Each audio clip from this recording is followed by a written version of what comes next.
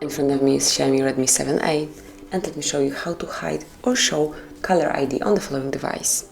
So first of all, we have to open the settings, then find and select apps. Here go to System App Settings, the first possibility, and now locate Call Settings.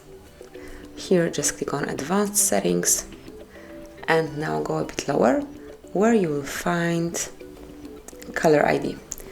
Wait a couple of seconds, and now click on Color ID one more time, and here you can pick the option. So you can pick Network Default, Hide Number, if you don't want to be recognized, and Show Number Always, so your number will be always displayed on somebody else's phone. So this is it. So just pick the preferred option, Show, Hide or Network Default, and then use this feature. So this is it, that will be all. Thank you for watching. Please subscribe our channel and leave the thumbs up.